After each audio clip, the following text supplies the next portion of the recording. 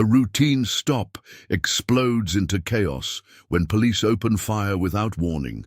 Amid the panic, the young man's father steps into the scene, radiating a deadly calm. Unaware of who they've just attacked, the officers make a fatal error that will shake the entire department. "You people never learn, do you?" The officer's voice sliced through the humid summer air like a blade.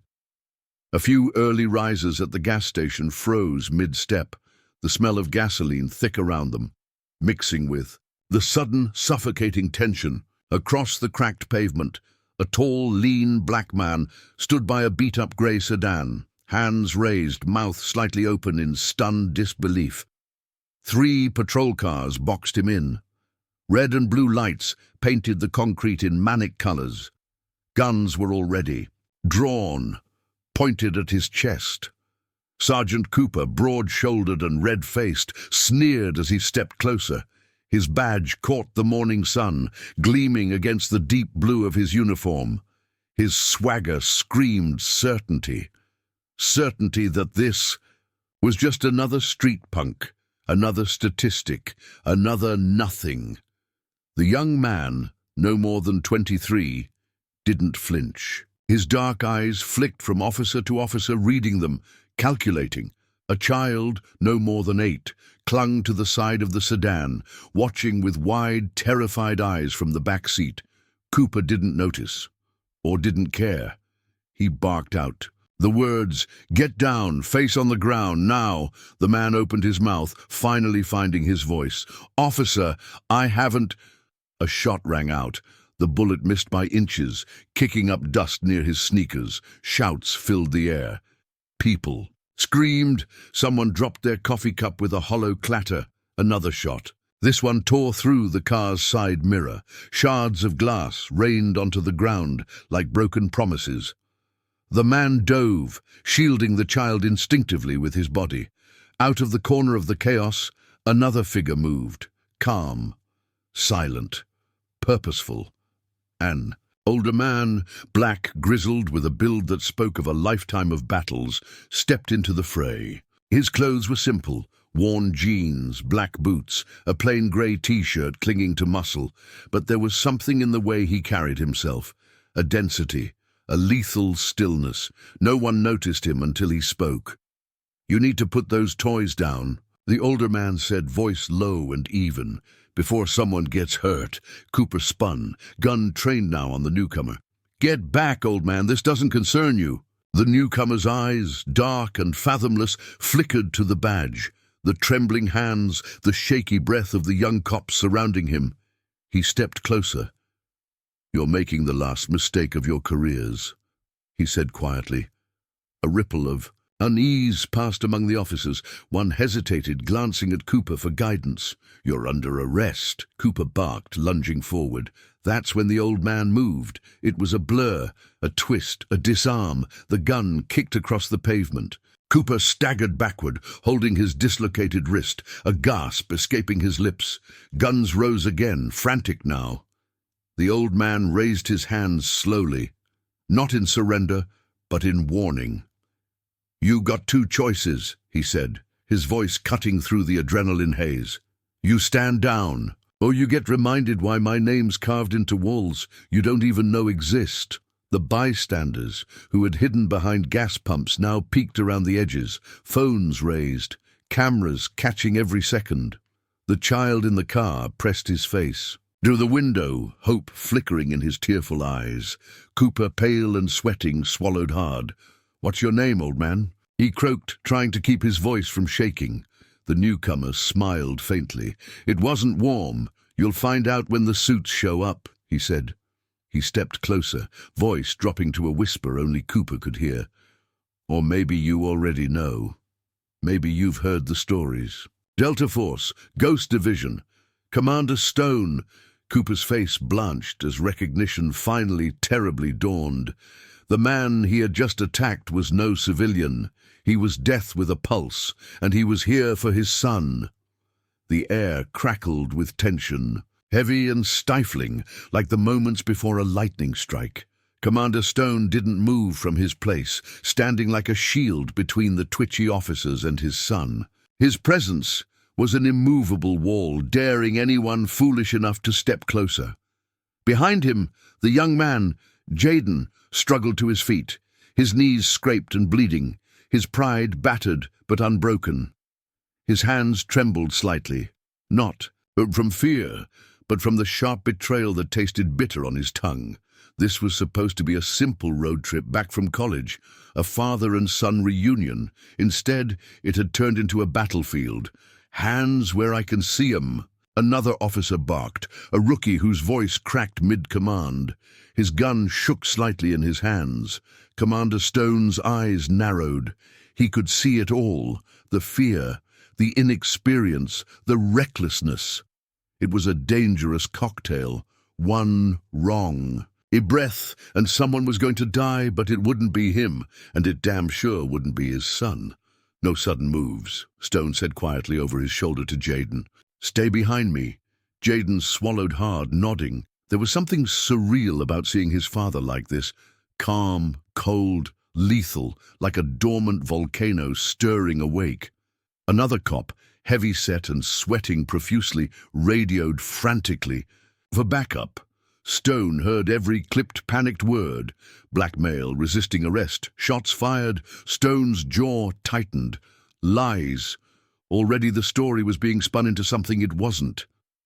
"They're lying," Jaden muttered, his voice breaking. "I know," Stone replied without looking back. "But we're not giving them any excuses."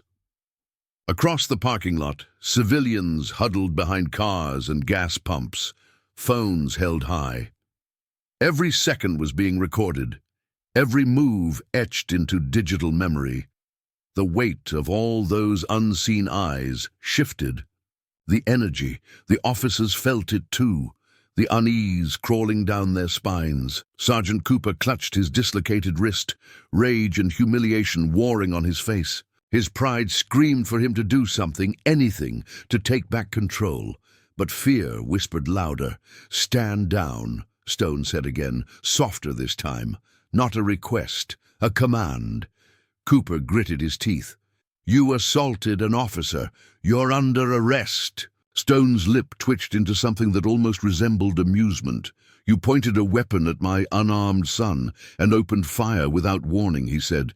"If anyone's under arrest, it's you." The words hit harder than any bullet. Cooper's mouth worked soundlessly for a moment, searching for a retort that didn't exist. You don't tell us how to do our jobs," the rookie officer shouted. Stone's eyes, cold and sharp as steel, locked onto him. "Clearly someone needs to," he said. Another set of sirens howled in the distance, backup screaming toward the scene. Stone took a slow, deliberate step forward, forcing the officers to either stand their ground or flinch. They flinched, all except Cooper, who raised his remaining good hand in a weak, desperate gesture. "On the ground, now!" Stone tilted his head slightly. "Son," he said, without looking back. "Get ready." Jaden stiffened, adrenaline flooding his veins. The sirens grew louder. Tires screeched. Another cruiser pulled into the station, nearly clipping the curb in its rush. A stocky officer with sergeant's stripes stormed out, weapon drawn. His eyes darted around, taking in the scene, the scattered bystanders, the blinking phone cameras. "What the hell is going on here?" he demanded. Cooper stumbled toward him, waving his injured wrist.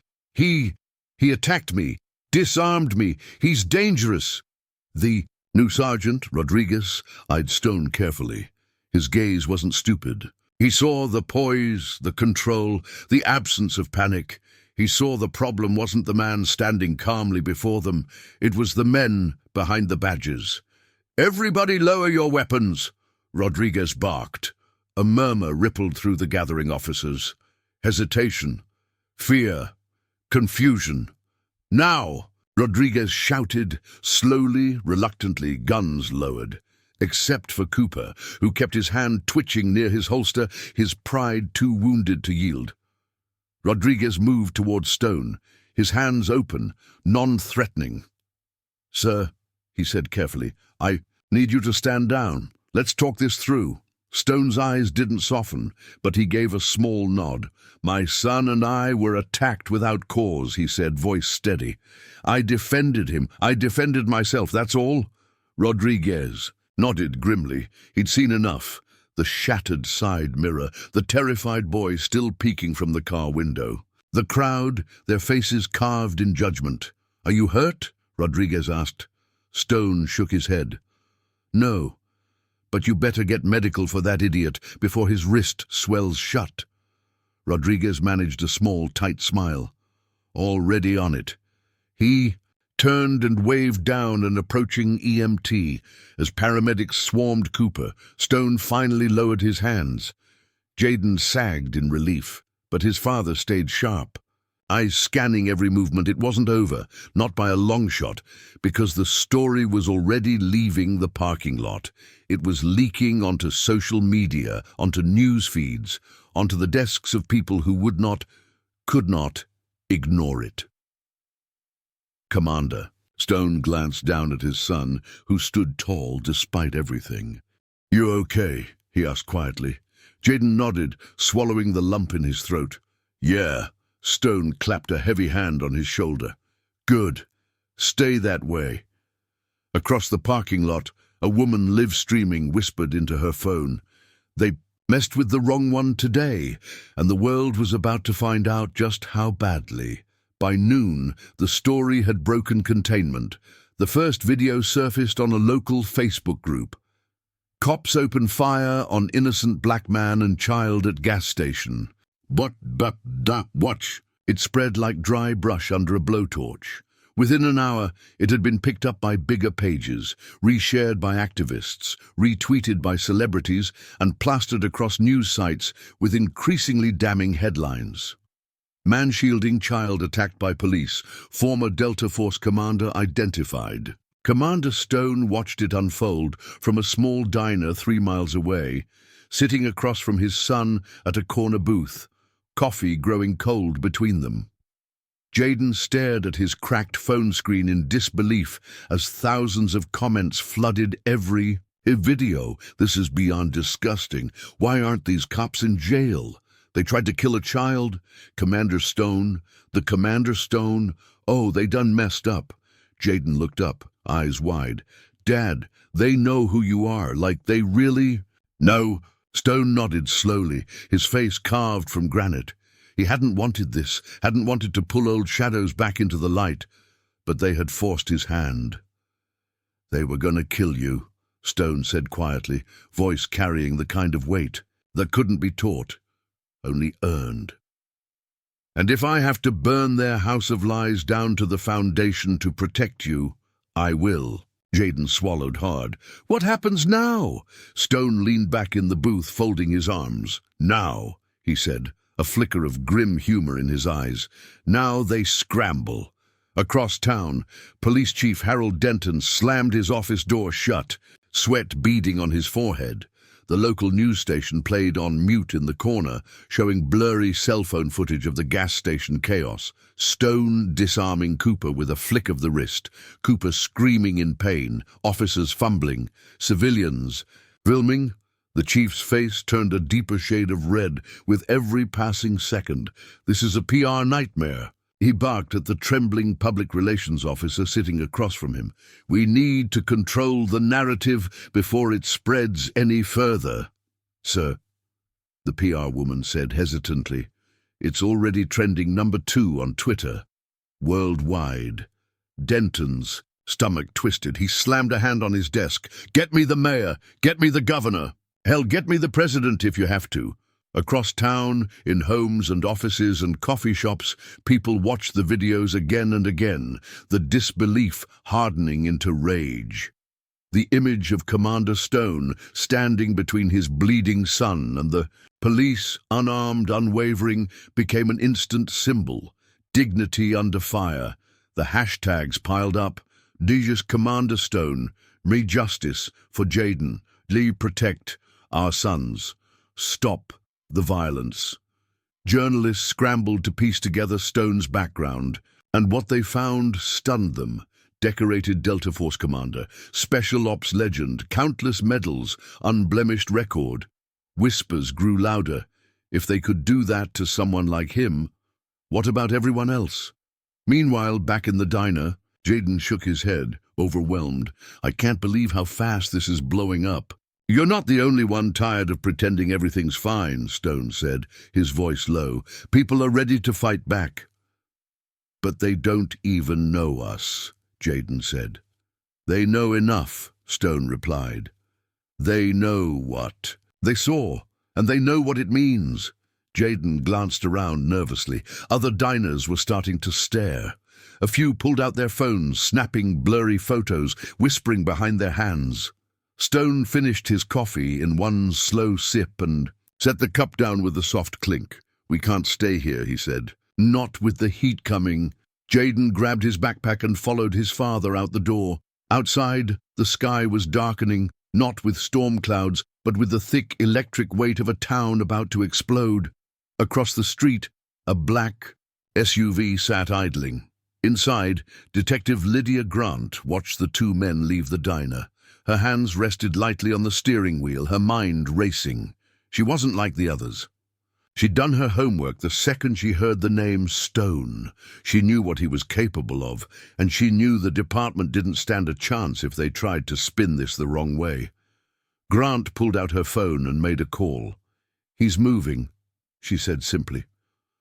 The voice on the other end was tight. Stay on him. Don't engage. Grant smirked grimly. Engage? She wasn't suicidal. She just wanted to see how deep the rot really went before Commander Stone tore it out by the roots. By nightfall, news vans had descended on the gas station. Like vultures, reporters jostled for position, shouting questions at the clerk, at random witnesses, at each other. The gas station owner, a wiry man in a stained apron, shook his head at a gaggle of microphones. I told him, he said, voice shrill.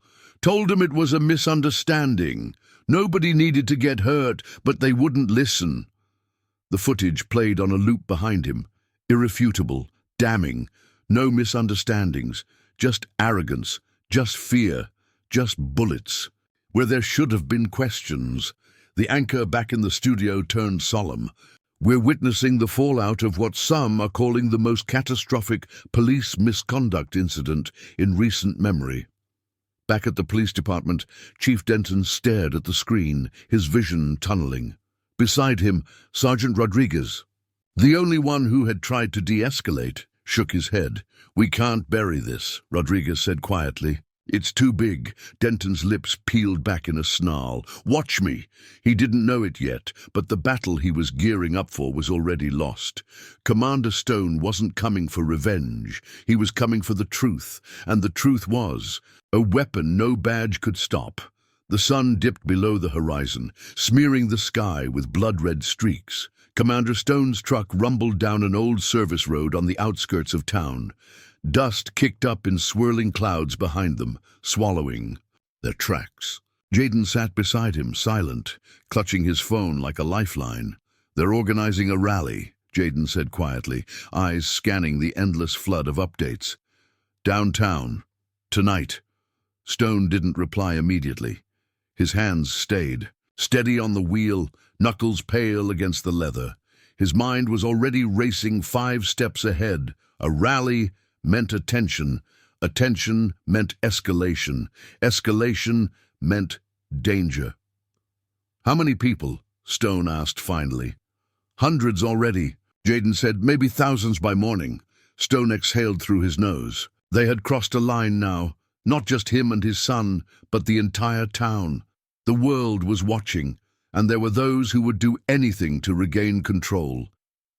He pulled off the road into a clearing surrounded by towering oaks. An old, abandoned barn loomed ahead, weathered and sagging under the weight of decades. Stone killed the engine and climbed out, scanning the perimeter with trained eyes. We'll stay here for the night, he said. Too hot in town. Jaden hesitated. You think they'll come after us? Stone gave a small, humorless smile. They won't make that mistake again. He left it at that. Inside the barn, the air was thick with dust and the ghosts of forgotten years. Stone found a relatively clean patch of floor and dropped his gear. Jaden sat heavily against a wall, rubbing his hands over his face. Outside, the night crept closer, thick and heavy with the promise of unrest. At the same time, back at the police station, Chief Denton paced like a caged animal.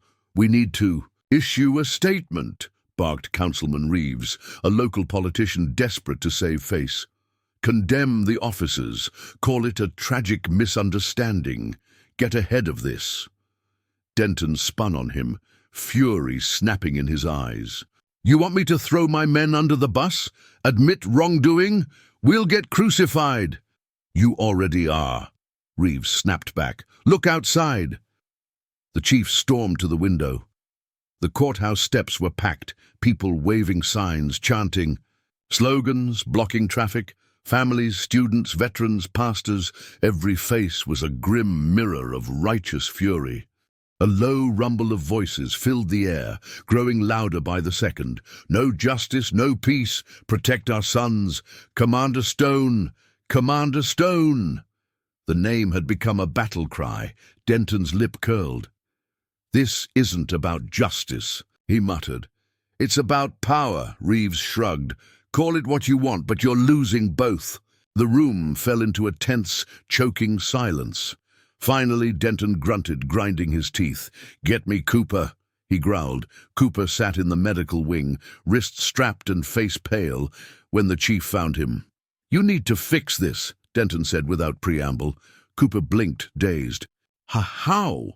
Denton leaned in, his breath foul with coffee and fear. "You were attacked. You feared for your life. You had to use force. It was justified. You tell that story loud enough, long enough, and someone will believe it." Cooper swallowed, his mouth dry. "But the videos—" "Spin it," Denton snapped. "Discredit them. Say they were edited. Claim he was resisting. Paint him as a threat." "But he wasn't armed," Cooper whispered. Denton's hand slammed onto the table, making Cooper jump. "Do it!" he roared. Cooper shrank back into his seat, shame and terror warring across his battered features. He didn't know it yet, but he was already a dead man walking. Meanwhile, in the clearing by the barn, Stone sat sharpening an old hunting knife. The rhythmic rasp of steel on stone the only sound. Jaden watched him for a moment before speaking. "Dad, why didn't you tell me?" he asked. Stone didn't look up. "Tell you what?" "Who you really are. What you did." Stone paused, the blade catching a shard of moonlight. "Because I wanted you to live free," he said softly. "Not under my shadow," Jaden frowned, "but I would have been proud." Stone finally met his eyes, and in that gaze was an ocean of battles fought and sacrifices made. "I didn't want you proud," he said. "I wanted you safe." Jaden's chest tightened. The weight of everything, the betrayal, the danger, the legacy, pressed down on him. "I'm not safe now," he said quietly. Stone gave a grim smile. "No, but you're ready." The two men sat in silence, the bond between them forged anew in fire. Far away, the media storm intensified. Major news outlets ran profiles on Stone. His face appeared on magazine covers, on network specials, in viral videos. Commentators debated heatedly on prime time. Was this racial profiling? Is this proof that no black man, no matter how decorated, is safe? One clip played again and again, Stone stepping between the guns and his son, hands empty, spine straight, daring them to shoot. A symbol, a rallying point, a reckoning. At midnight, Stone's burner phone buzzed. An unknown number. He answered without speaking. A familiar voice crackled through the line. "You're making waves, old friend," the voice said. "Big ones." Stone's eyes narrowed. "Didn't have much choice." "You have friends in high places still," the voice said. "They're watching. Some want to help, others not so much." Stone's grip tightened. "What do they want?" A pause. "They want you to stand down. Disappear. Before this becomes a wildfire."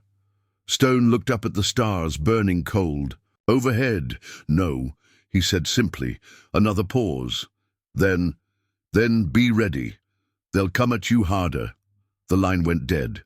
Stone pocketed the phone and turned to Jayden. "Get some sleep," he said. "Tomorrow's going to be a long day." Jayden nodded, but sleep didn't come easily. Not with the roar of protest drifting through the trees, not with the knowledge that the real war was just beginning, and not with the certainty that somewhere in the dark, enemies were gathering, waiting for the moment to strike. By morning, the lies were in full bloom. The local news ran Denton's carefully scripted statement on a loop. The suspect became aggressive. Officers feared for their safety. Use of force was regrettable but necessary. Footage of the shooting was dissected frame by paid experts, claiming that Stone had acted suspiciously. Anonymous posts flooded social media, grainy evidence suggesting Stone had a violent past, distorted claims that Jayden had reached for something in the car. The truth bled under the assault, struggling to breathe. But the people weren't buying it. Not anymore. Outside the police station, the protest doubled in size overnight. Handmade signs bobbed above the crowd like waves in a rising sea. "Commander Stone, our hero. We demand justice. Your fear doesn't justify our blood." At the heart of the crowd stood a woman with steel-grey hair and a bullhorn. Her name was Mrs. Holloway, a retired teacher who had taught half the town. And today she led the chants with a voice that cracked mountains. "They opened fire on a child. We will not be silent." The sound shook the windows of the courthouse. Inside, Chief Denton paced, sweating through his starched uniform, ignoring the legal advisors hissing in his ear. "This is getting out of control," one lawyer snapped. "Then control it," Denton snarled. "Make some arrests, break the crowd up." The lawyer paled. "On camera, against veterans, teachers, students, you'll have a riot." Denton slammed his fist against the table. "We're already in a riot." He didn't understand yet. It wasn't a riot. It was an awakening. A few miles away, Stone and Jayden parked behind an abandoned church. Stone scanned the surrounding streets with quick, practiced eyes. Two black SUVs idled down the block. Windows, tinted darker than legal. Men in suits loitered nearby, pretending to smoke cigarettes but watching every door. "They're here," Stone murmured. Jayden stiffened. "Who?" "Ghost squads," Stone said grimly. "Private contractors, not local, not official." Jayden's stomach twisted. "Sent by who?" "People who want this to go away quietly." Stone reached behind the seat, pulling out a worn duffel bag. Inside, meticulously arranged, lay his old tools, encrypted phones, fake IDs, a few cash-stuffed envelopes, a handgun wrapped in cloth. Jayden stared. "You kept all that?" "Never knew when the past would come knocking." Stone handed Jayden a small burner phone. "Only call me on this now, nothing else." Jayden swallowed hard and nodded. Outside, the suits shifted, pretending to check their watches. "They're nervous," Stone said. "Means they're not here to kill us, not yet." Jayden's throat tightened. "Then what?" "Pressure, fear, force us to run, discredit us if we don't." A slow, grim smile tugged at the corner of Stone's mouth. "But they forgot something." He said, "What?" Stone reached over, squeezed his son's shoulder with a rough, proud hand. "We don't run." Back at the police station, the cracks were widening. Sergeant Rodriguez sat in his cruiser, reading the internal memo that had just been sent department-wide. The headline made his stomach drop. Mandatory narrative alignment. All officers to follow. Official accounting of gas station incident. Translation: lie or lose everything. Rodriguez stared out at the protesters, chanting for justice, waving signs, crying for a better world. He thought of Commander Stone, the way the man had stood there, calm and strong, unbroken under the barrel of their guns. Rodriguez had joined the force to protect men like that, not to betray them. He made a decision, a dangerous one, and he started typing. Meanwhile, at a dark news desk, a woman named Camille Reese, senior producer for a national network, slammed her coffee mug onto her desk. I want every second of that footage verified. She barked at her team. If it's real, if the official story's bogus, we break this wide open. Her assistant, a young intern named Milo, glanced up nervously. But the advertisers, damn the advertisers, Camille snapped. This story is bigger than that. Her gut told her the truth, and Commander Stone's calm face haunted her. This wasn't just a scandal, it was a reckoning, and it was her job to shine a light on it. At the abandoned church, Stone and Jayden crouched low behind a stained glass window. The suits were making their move. Two approached the front door casually. One adjusted his earpiece. The other carried a clipboard, the universal camouflage of bureaucratic intimidation. They're going to pretend it's official business, Stone muttered. Jayden's hands trembled slightly. Stone gripped his wrist. Breathe, son, he said quietly. They can smell fear. Jayden nodded, inhaling deep, steady breaths. The first knock came. Stone didn't answer. Another knock. Harder. Mr. Stone, a slick voice called. We just need a few minutes of your time. Stone glanced. At Jayden, silent communication passed between them. Ready? Ready. Stone drew the bolt quietly across the back door. They slipped out into the alley, staying low, moving like ghosts. By the time the suits kicked in the front door, the building was empty. Gone. As father and son disappeared into the city's maze of alleys, Camille Reese received the results she was waiting for. The footage was real, unedited, undeniable. The police had lied, and tomorrow morning the truth would explode across every screen in the country. Meanwhile, back inside the police department, Rodriguez hit send on an anonymous tip. Internal cover-up underway. False narrative ordered. Officers being forced to lie. He closed his laptop and exhaled. There was no going back now. Outside, the protests roared louder, and somewhere in the crowd a chant rose higher than all the rest. Commander Stone! Commander Stone! Commander Stone! A name that could no longer be buried, a fire that could no longer be extinguished. The walls were closing in on the guilty, and Commander Stone was just getting started. The city had never been this loud, not during the 4th of July parades, not after championship games, not even during blackout protests years ago. Tonight the noise was primal, a roar of rage, betrayal, and hope, all twisted into one. Commander Stone stood in the shadows near the edge of the courthouse square, blending into the sea of faces. Jayden was at his side, hood pulled low, heart thundering in his chest. Across the street, police formed a wall of blue and black, shields up, batons ready, helmets glinting under the streetlights. Dad, Jayden whispered. They look ready. In for war. Stone's face stayed calm, but his eyes, those eyes burned with a storm. They are, he said, but so are we. The crowd wasn't armed with guns or riot shields. Their weapons were words, footage, truth, and sometimes that was more dangerous than any bullet.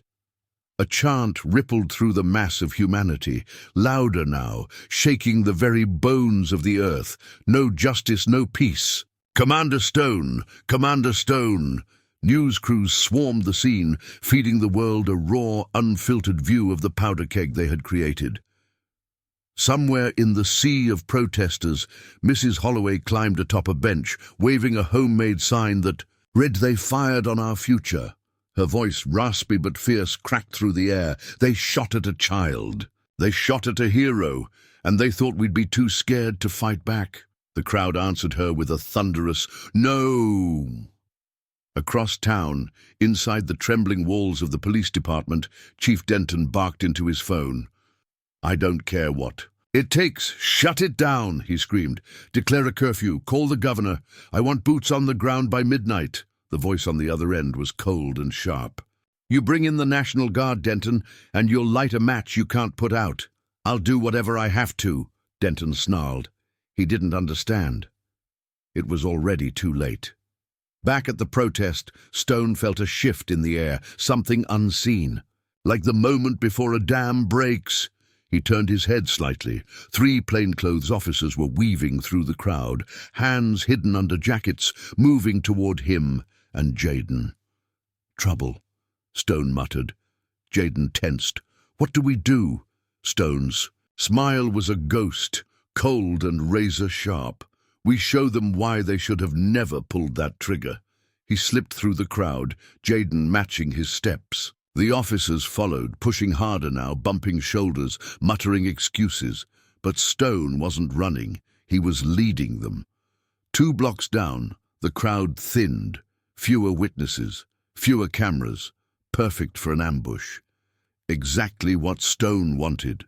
The first officer lunged. Stone moved like water, sidestepping effortlessly. He trapped the man's wrist, twisting sharply, sending him crashing face first into a lamppost. Before the second officer could react, Jaden swung his backpack like a club, smashing it into the man's ribs with a crack that echoed down the street. The third officer drew a taser. Stone's boot connected with his wrist in a bone-snapping kick, sending the weapon clattering into the gutter. 3 down, 0 shots fired, all captured on half a dozen phones. By the time the crowd caught up, the officers were groaning on the ground, humiliated, and the chant grew louder. "Commander Stone! Commander Stone! Commander Stone!" From a rooftop nearby, Detective Lydia Grant watched through binoculars, a grim smile tugging at her lips. "You magnificent son of a bitch," she murmured under her breath. She keyed her radio. "Target stable, crowd control impossible. Suggest strategic withdrawal." The answer crackled back, static and curses. Grant chuckled grimly. They had no idea what they were up against. In the police station's dim conference room, Denton threw another chair across the room as news footage of the street fight played. On a giant screen, "This was supposed to be handled quietly," he roared. Councilman Reeves, arms folded, stared him down. "You tried to bury a hero," Reeves said, "and now the whole damn world is digging up your lies." "I still have friends at the State House," Denton growled. "Not enough," Reeves said. "Not anymore." Back outside, Stone led Jaden through winding back streets until they reached a small, graffiti-covered church at the edge of town. Inside, a few trusted faces waited, veterans, activists, old friends. Mrs. Holloway was there too, arms crossed, chin high. "You ready to end this?" she asked. Stone nodded once. "We're not begging for scraps," he said, voice low and heavy. "We're taking back our dignity." Jaden stood straighter beside him. Mrs. Holloway smiled grimly. About damn time. Plans were laid. Evidence was gathered. Whistleblowers came forward. Low-ranking cops who refused to be silent anymore, Rodriguez among them. Inside a small, secured room, Rodriguez slid a folder across the table to Stone. "Everything you need," he said. "Internal memos, audio recordings, proof of the cover-up." Stone flipped through the files. Every page was a nail in the coffin. "You're risking your badge," Stone said quietly. Rodriguez met his gaze steadily. "Some things are worth it." That night, a single video hit the internet, a compilation of everything: the attack, the lies, the memos ordering false reports, the proof. No slick PR team could spin it now. The floodgates broke. By midnight, Denton's resignation was trending. By dawn, federal investigators were en route. By noon, half the department would be under review, and Commander Stone, the man they tried to paint as a criminal, was hailed across the nation as a symbol of resistance, resilience, and honor. Jaden sat beside his father under the rising sun, the courthouse dome gleaming in the distance. "You think it's over?" Jaden asked. Stone shook his head slowly. "This battle," he said. "Maybe. But the war?" He looked out at the streets teeming with people no longer willing to be silent. "It's just beginning." And somewhere deep in his bones, Stone knew they weren't just fighting for themselves anymore. They were fighting for everyone who had ever been silenced, and this time they weren't going to lose. By dawn, the first black SUVs rolled into town, but these weren't private contractors or shadowy enforcers. These were the unmistakable black windbreakers with bold yellow letters across the back. FBI Commander Stone watched from a rooftop across the street, Jaden at his side. The agents moved with crisp efficiency in through the courthouse, the police station, the mayor's office, boxes of files carried out under tight security, computers bagged as evidence. A different kind of battle had begun, and this one didn't need fists or bullets. It needed truth. "You think they'll actually get justice?" Jaden asked, his voice rough from sleeplessness. Stone's jaw flexed. "They'll try, but the ones who built this system, they'll fight tooth and nail to protect it." Jaden frowned. "So what do we do?" Stone turned, his eyes cold and steady. "We make sure they can't hide anymore." Inside the police station, chaos reigned. Officers who had once strutted through the halls now sat hunched over desks, whispering to lawyers, wiping sweat from their brows. Chief Denton slammed the door to his office, barking at anyone who dared look his way, but the walls were closing in fast. 2 FBI agents approached his door. "Knock, knock, Chief Denton," one said politely. "We have a few questions," Denton sneered. "Get a warrant." The agent smiled thinly. "We already have." 20. The color drained from Denton's face. At the same time, Camille Reese stood outside the courthouse steps, broadcasting live to millions. "This small town has become ground zero for a national reckoning," she said into the camera.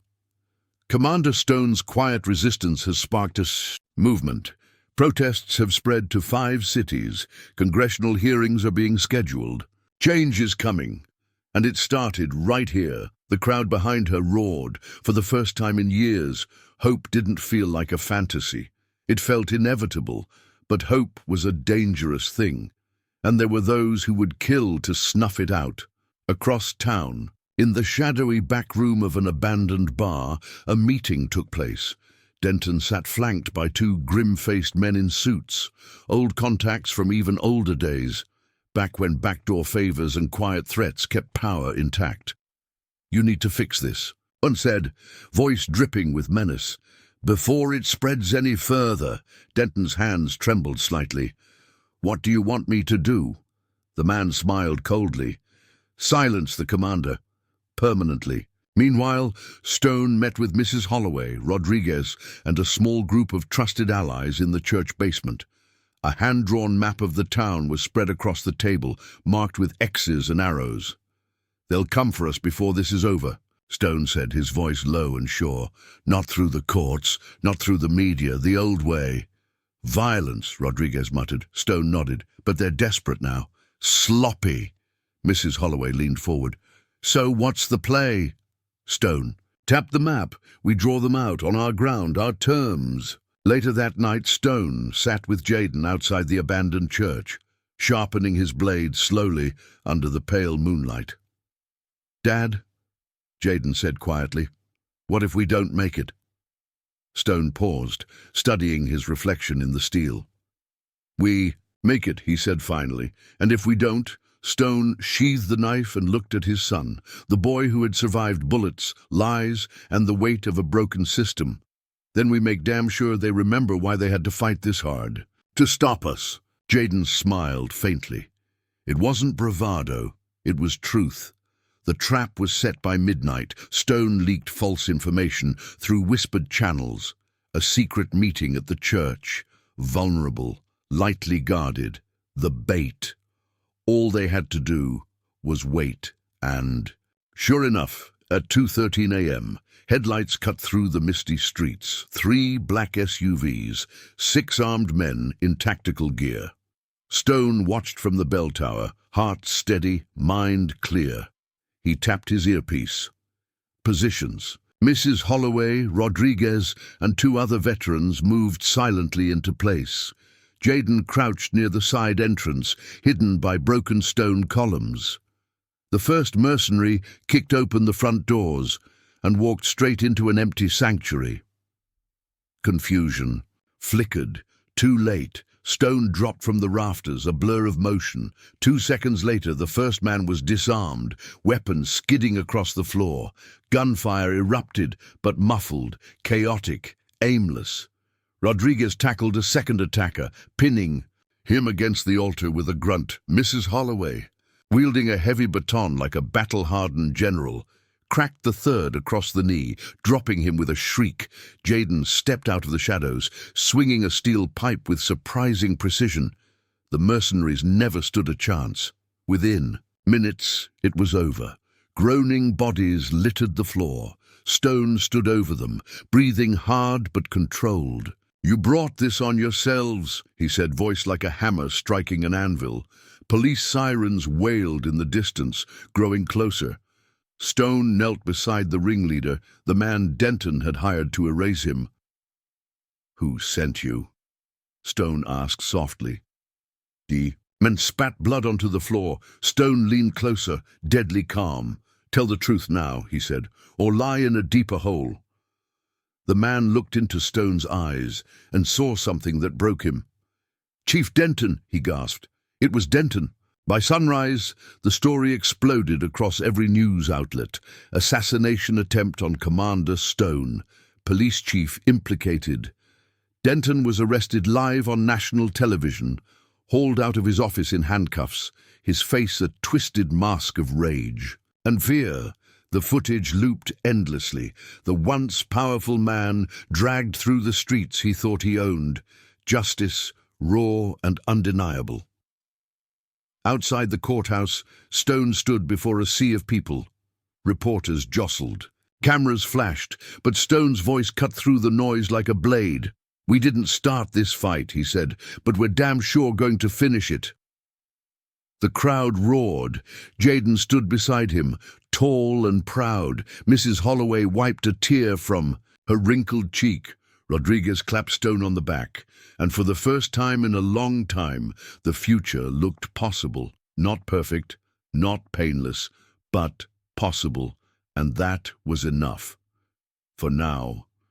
The courthouse square looked different in the daylight.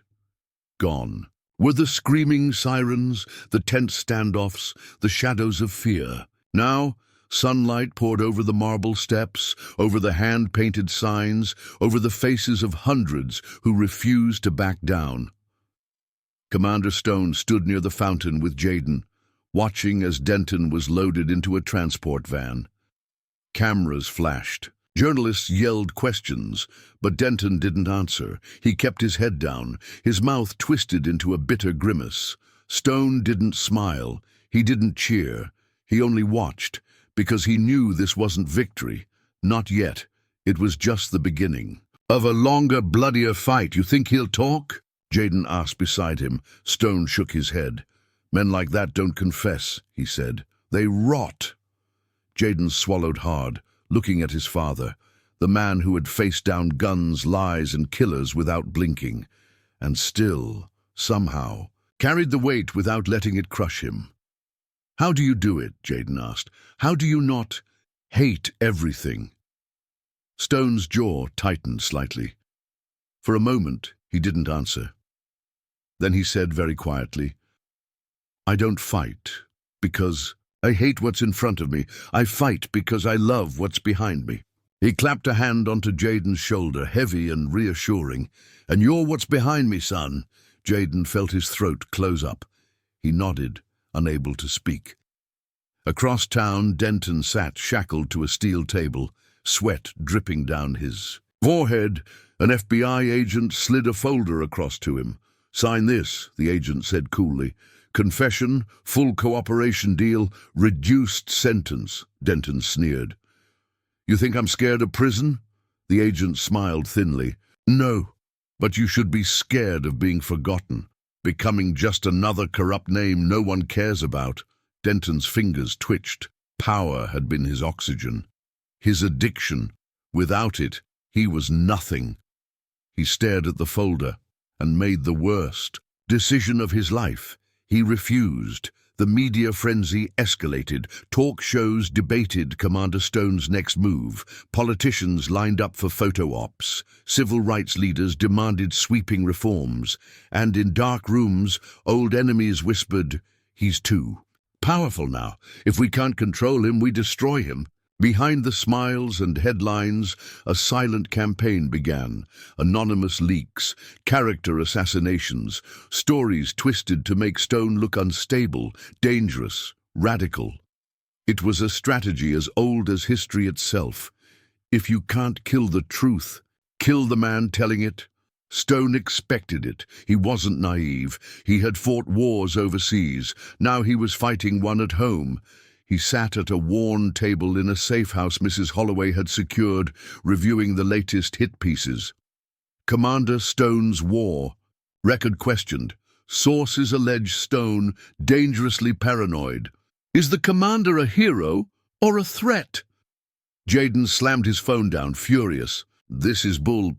I know, Stone said quietly, but we have the proof, the footage, the files, and they'll twist it, Stone said. Because the truth doesn't scare them. A symbol does. Jaden looked confused. They're not afraid of what I did. Stone explained. They're afraid of what I represent. Outside the safe house, protesters camped out, refusing to leave. Families brought food, tents, music. Old veterans stood watch through the night. A banner stretched across the street. Commander, Stone, we stand with you. It gave Stone strength. But it also made him a target. Late one night, as rain battered the safe house windows, a note was slipped under the door. Plain white paper, no markings, 4 words, leave or be buried. Jaden stared at it, knuckles white. They're threatening. Us? Stone folded the note calmly and tucked it into his pocket. They're warning us, he corrected. Means we're hurting them. Jaden shook his head in disbelief. How can they still have this much power after everything? Stone's smile was grim. Because power doesn't die easy, he said. You have to rip it out by the roots. The next morning, Camille Reese aired a bombshell report.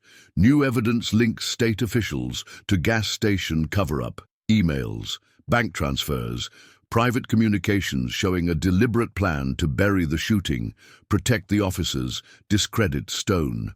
The governor was named, 2 congressmen implicated, even the state attorney general wasn't clean. The fallout was immediate. Resignations, investigations, fury, but also something more dangerous. Desperation. Cornered beasts were always the most lethal. That night, Stone met with Rodriguez and Mrs. Holloway in a dimly lit church basement. We're winning, Rodriguez said, voice full of cautious hope. Stone shook his head. We're exposing them, he said. Winning comes later. Mrs. Holloway leaned in, her face serious. They're gonna come harder now, she said. We need to be ready. Stone nodded. They want me gone, he said. But they don't understand something. What's that? Rodriguez asked. Stone's voice was a low growl.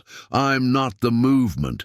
He looked around the room at Jaden, Holloway, Rodriguez, and dozens of others who had come to fight beside him. They are. By morning, Stone's prediction came true. Someone set fire to Mrs. Holloway's car. Threatening. Messages spray-painted across activist meeting halls. Anonymous calls, warning of accidents if protests continued. It wasn't subtle, it wasn't clever, it was brute intimidation, and it only made the people angrier. Instead of scattering, the crowds grew. Instead of fear, they found fire. Instead of silence, they roared, "Commander Stone! Commander Stone!" The chants echoed through the town like war drums. A storm was coming, and Commander Stone stood at its heart, unbowed, unbreakable, unyielding. As the sun rose on a new day, Stone sat on the courthouse steps, Jaden beside him. The crowds gathered once again. A reporter thrust a microphone toward him. "Commander Stone," she asked breathlessly, "what do you say to those who are afraid, who think this fight is too dangerous?" Stone looked out over the sea of faces, black, white, young, old, rich, poor, all standing together. And he spoke, his voice steady as a mountain. "I say the most dangerous thing isn't fighting back," he paused. "It's living on your knees." The crowd erupted into cheers. The city shook, and the system built on fear and silence trembled for the first time in a very long time. The morning fog clung low to the streets, thick and heavy like a warning. Commander Stone stood at the courthouse. Entrance, hands folded calmly behind his back, Jayden beside him. Across the square, the line between protesters and law enforcement had grown razor-thin. But today was different. Today, the crowd wasn't just students, teachers, and veterans. Today, there were suits, lawyers, activists, state investigators. Even senators. Today, the movement had outgrown its birthplace. It had become unstoppable. "Feels different, doesn't it?" Jayden said, glancing around. Stone nodded. "The louder they get," he said, "the less they can be ignored." The chants roared louder, rising into the grey sky. "Stone! Stone! Stone!" It sounded like a war drum, a warning and a promise. Inside a nearby hotel conference room, a secret meeting unfolded. Men in dark suits and polished shoes sat around a heavy oak table. Old money, old power. Fear gnawed at the edges of their pride. "This cannot continue," one barked. "We are losing control of the narrative." Another slammed his fist onto the table. "Commander Stone is a threat to national order." A third leaned forward, voice dripping with venom. "Then we treat him like one." Silence settled over the room like a shroud. That afternoon, the first shot was fired. Not a bullet, but a headline. "Breaking. Commander Stone linked to radical militias. Sources say FBI investigating." It spread across social media like wildfire. Accusations, speculation, doubt. It wasn't true, of course. Stone had no ties to extremists, but the truth didn't matter anymore. Doubt was enough. Doubt was the weapon now. At the safe house, Jayden burst into the room, phone flashing with notifications. "Dad, look at this." Stone read the headline once, twice, without blinking. He set the phone down carefully. "They're scared," he said simply. Jayden's fists clenched. "We have to fight back." Stone's eyes burned steady. "We will." "But how?" Jayden asked, frustration cracking in his voice. Stone tapped the side of his head. "Not louder," he said. "Smarter." They called a town hall meeting at the old civic center that night. No politicians, no cameras. Just the people. Words spread like smoke. By 8 p.m., the auditorium overflowed. Farmers stood next to professors, mechanics next to nurses, teenagers next to elderly veterans. Stone stepped onto the makeshift stage. No microphone needed. His voice carried because it was heavy with truth. "They're trying to divide us," he said. "Trying to make you afraid. Trying to make me the enemy." He looked out at them, at all of them, and saw their eyes burning with anger and hope. "But the real enemy isn't standing here." He pointed toward the city skyline, where towering glass buildings gleamed coldly under the moon. "It's up there." Whispers rippled through the crowd. "You feel it every time you're ignored. Every time you're profiled. Every time your voice is silenced." Stone's hand curled into a fist. "And they're terrified." The crowd roared, not in chaos, not in violence, but in unity. Meanwhile, in a dark room miles away, the old guard watched the footage with grim faces. "This man cannot be allowed to keep speaking," one hissed. "He's fanning rebellion." Another sipped whiskey thoughtfully. "No," he said. "He's fanning freedom." The others stared at him, and for the first time, cracks showed in their armor. Because deep down, some of them remembered what it felt like to believe in something real, and it scared them. Later that night, Stone and Jayden sat atop the courthouse steps, overlooking the town. A cool breeze carried the smell of rain and wood smoke. "You think it's enough?" Jayden asked quietly. "Words?" Stone shrugged slightly. "Words start wars," he said, "and end them." Jayden leaned back against the marble railing, staring at the stars. "I just wish it didn't have to be this hard." Stone gave a small smile. "Anything worth fighting for is." Across town, Camille Reese aired another bombshell. New whistleblower testifies. Commander Stone set up by state officials. Audio recordings. Emails. First-hand testimony. The pieces clicked together. The cover-up was undeniable now. The attempt to smear Stone was undeniable now. The old guard had overplayed their hand, and the world was watching. But victory never comes without cost. Around midnight, A brick smashed through the safe house window. Jaden dove for cover. Stone shielded him instinctively. Another crash, another brick, this time with a message tied around it, "Leave or bleed." Jaden's face twisted with fury. "We can't stay here," he said. Stone nodded grimly. "They're escalating." Mrs. Holloway met them at the door, shotgun in hand. "You boys need a safer nest," she said. Stone smiled. "You volunteering?" Mrs. Holloway cocked the shotgun. "Damn right." They moved under cover of darkness, slipping through side streets, alleyways, old farm roads. The town, once so familiar, felt alien under the threat of violence. But Stone wasn't afraid. He had marched into worse darkness than this. And he knew, you don't defeat fear by running. You defeat it by standing taller than it by sunrise.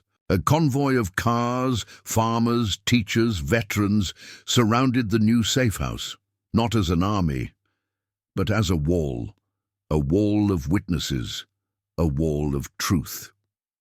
If the old powers wanted to crush Stone now, they would have to do it in front of everyone, and they didn't have the stomach for that anymore. On the front porch, Stone drank black coffee, the steam rising into the chilly morning air. Jaden sat beside him, exhausted but alive. "You still think we can win?" Jaden asked. Stone didn't answer immediately. Instead, he looked out at the town, battered, bruised, but standing. "We already are," he said, because the truth was out, because people had chosen courage over comfort, because even if they broke him tomorrow, the movement wouldn't die. It would grow, it would burn, and it would never be silenced again, not while people remembered who they were and what they deserved: freedom, dignity, respect. Commander Stone set his empty mug down with a soft clink. The sun rose higher, flooding the fields with gold. The new day had come, and with it a new fight, one he was ready for. By the next evening, the town had become a fortress. Not of guns, not of fear, but of truth. Every major road leading into the courthouse was lined with protesters, legal observers, journalists, and even clergy. Drone footage showed thousands packed into the square, arms linked, faces set with grim determination. Commander Stone stood at the center of it all, not hiding, not running, leading. "Today's the day," Jaden said quietly beside him, adjusting the worn backpack slung over one shoulder. Stone nodded once. "Today's the day we stop being polite about our rights," he said. Behind them, Mrs. Holloway and Rodriguez waited, clutching folders thick with evidence. The files, the memos, the audio recordings. Proof of corruption that ran like rot through every level of the state. They weren't just here to protest anymore. They were here to seize the narrative once and for all. Across the square, tension crackled like static electricity. Police in riot gear lined the steps of the courthouse, shields glinting under the bright floodlights. Above them, snipers crouched unseen, atop rooftops. Scanning the crowd through crosshairs, Stone saw them all. He always had, but he didn't flinch, because fear was their weapon, and today he had chosen defiance. At precisely noon, Stone stepped forward, Jaden and Mrs. Holloway flanking him. A deep, ringing silence fell over the square as he climbed the courthouse steps, folder tucked securely under one arm. The officers tensed, hands tightened on batons. Radio static buzzed, but Stone kept climbing, slow and deliberate. When he reached the top step, he stopped and faced the sea of armored bodies blocking the door. Sergeant Carter, the highest-ranking officer present after Denton's fall, stepped forward. "Commander Stone," Carter said tightly, voice echoing through the megaphone, "you are ordered to disperse immediately. Failure to comply will result in arrest." Stone didn't move, didn't blink. Instead, he raised the folder high over his head. A murmur rippled through the crowd. "This," Stone said, voice carrying without amplification, "is the truth you tried to bury He took one step closer. "You can arrest me," he said, "but you can't arrest the truth." He dropped the folder at Carter's feet. It burst open like a grenade. Papers fluttered everywhere. Damning documents, exposed communications, evidence of perjury, intimidation, conspiracy. Photographers snapped frantically. News cameras zoomed. In the evidence, once hidden, was now broadcast to millions. A low, angry roar rose from the crowd. The officers hesitated. Orders buzzed in their earpieces, orders that no longer fit the moment. Carter's hand twitched at his belt. Stone's eyes locked onto his, cold and unflinching. "You want to be on the right side of history, Sergeant?" he said. "Or do you want your children watching you assault justice on the evening news?" The words cut deeper than any blade, because Carter's hands dropped to his sides, and he stepped aside. A ripple passed through the police line. One by one, officers lowered their shields, stepped back, refused the order to attack, and the crowd surged forward, not in violence but in triumph. Stone led them through the courthouse doors into the marble halls that had once belonged only to the powerful. Today, they belonged to the people. Upstairs, in the council chamber hastily converted into a war room, the last loyalist to the old system scrambled. Governor Halstead barked into his phone. "Deploy the guard, lock it down." But the man on the other end, the Secretary of State, shook his head. "It's over, Halstead," he said. "You're on your own." The line went dead. Halstead threw the phone across the room with a howl of rage, because he knew the flood he had tried to hold back had broken through, and it was washing everything away. Inside the courthouse rotunda, Stone stood before the grand statue of Lady Justice. He reached out and touched the scales balanced in her hand. They wobbled slightly, but did not fall. He turned to the crowd gathering behind him, journalists, veterans, mothers holding toddlers on their hips, young men with battered sneakers and fire in their eyes, old women with walkers and steel in their spines. Stone raised his hand for silence. It came at once. "We didn't come here to destroy," he said. "We came here to rebuild." He let the words settle over them. "We will hold the guilty accountable, but we will also build something better, because tearing down is easy." He paused. "But building takes courage." The crowd erupted into applause. Stone let it wash over him, not as a personal victory, but as proof that the movement was bigger than him, stronger than any lie, braver than any bullet. Outside, Camille Reese broadcast live. "You're witnessing history in real time," she said, blinking back tears, "a community reclaiming its soul." The footage blazed across every network, trending worldwide within minutes. Commander Stone. Reclaim justice. The people rise. But Stone wasn't finished. He turned to Rodriguez, Holloway, and Jaden. "You ready for the next step?" he asked. They nodded. Stone walked through the courthouse room by room, gathering statements, filing citizen petitions, placing official demands for oversight, transparency, and reform. It wasn't glamorous, it wasn't headline-grabbing, but it was real. It was how you turned a moment into a movement. That night, the town threw an impromptu rally, not one organized by fear, but by joy. Music filled the air, kids chalked. Murals on the streets, families lit candles, passing them hand to hand, a river of light against the darkness.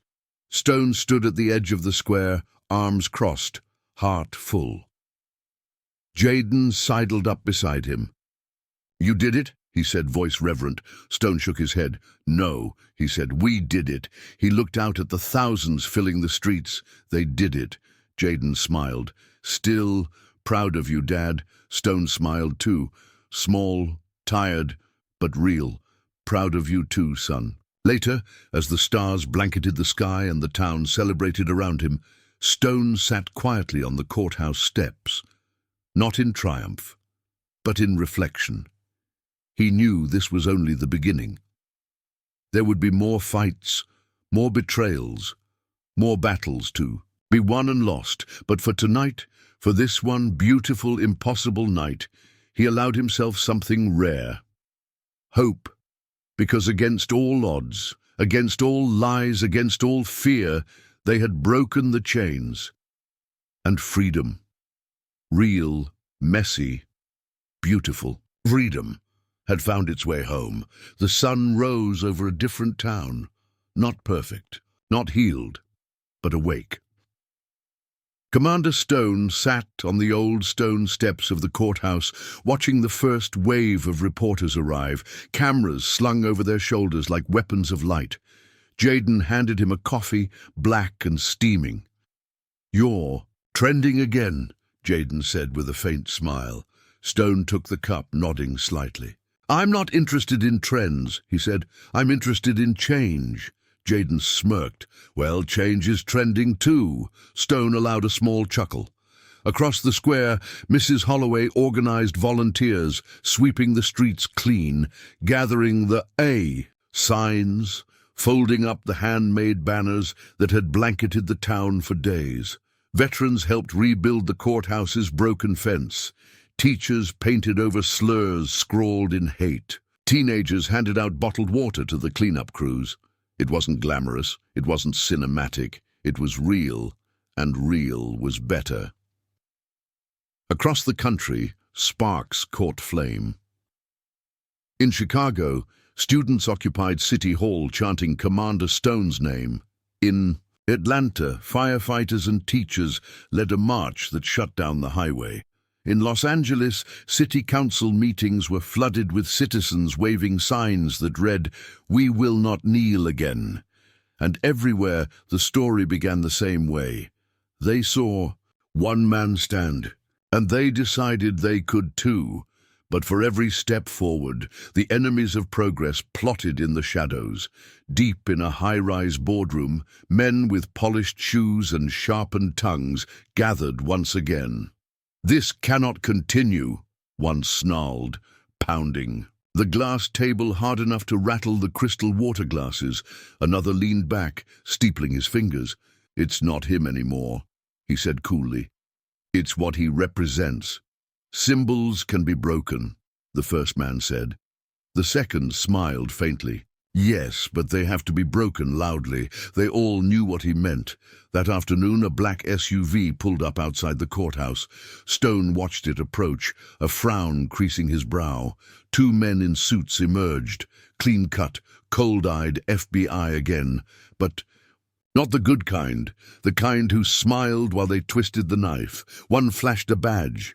"Commander Stone," he said smoothly. "Mind if we have a word?" Stone rose slowly, handing his coffee to Jaden. "Depends," he said. "You here to listen or to threaten?" The agent smiled without warmth.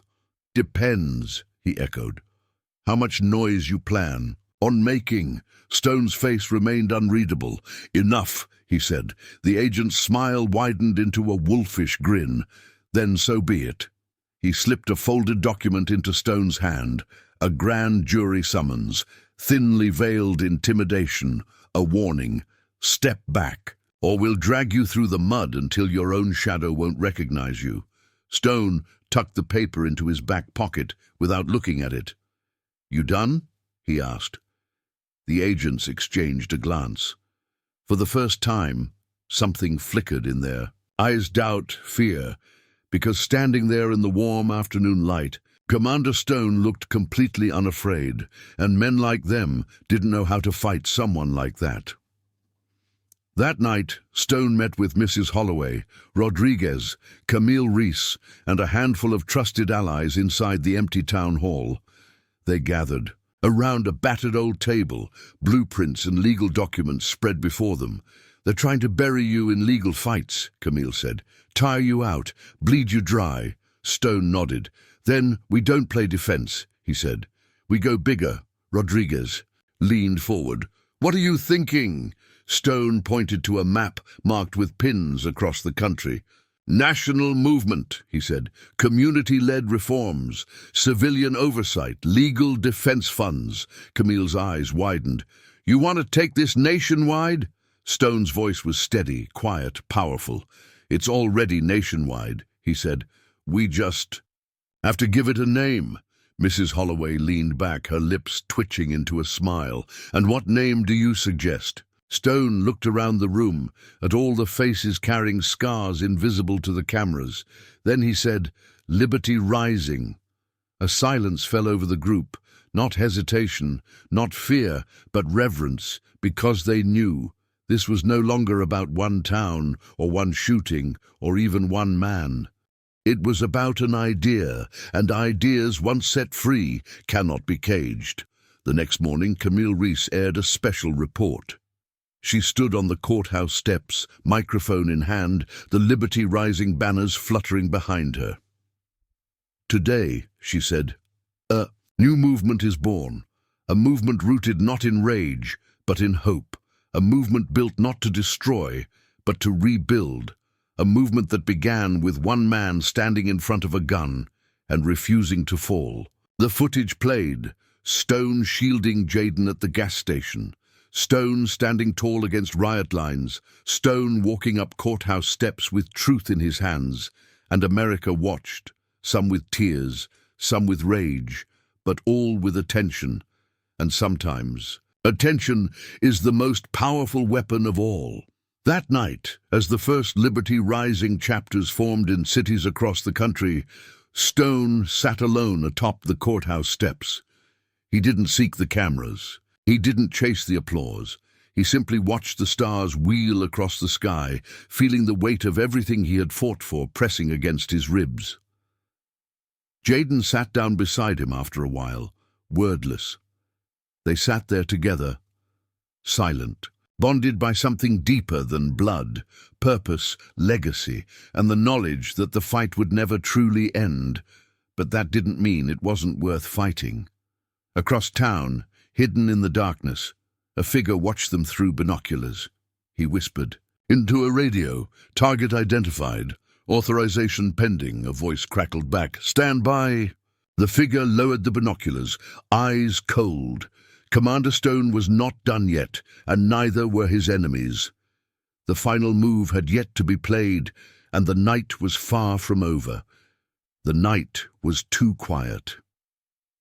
Commander Stone sat alone in the courthouse, square, the glow of the street lamps casting long shadows across the cracked pavement.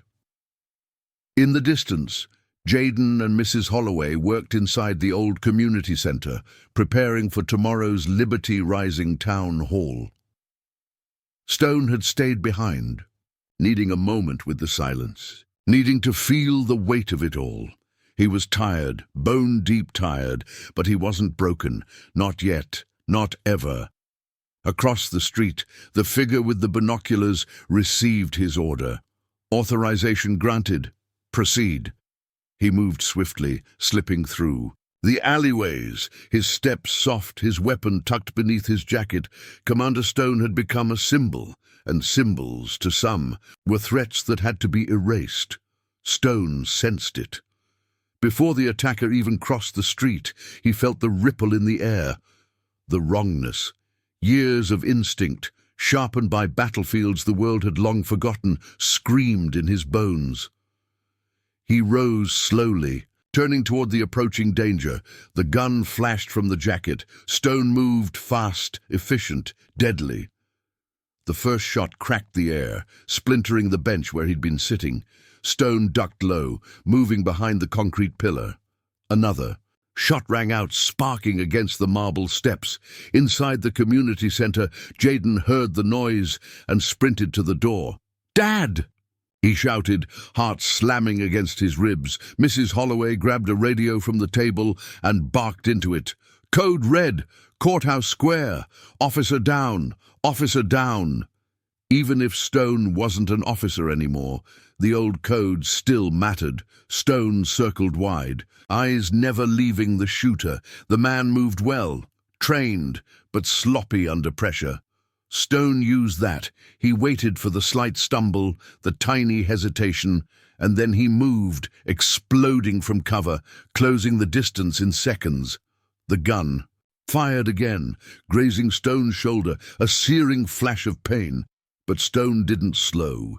He tackled the shooter hard, driving him to the ground.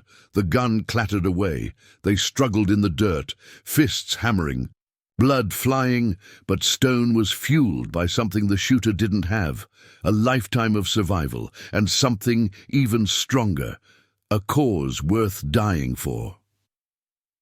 Within seconds, Jaden reached them, tackling the shooter's legs. Together, father and son pinned, the man down.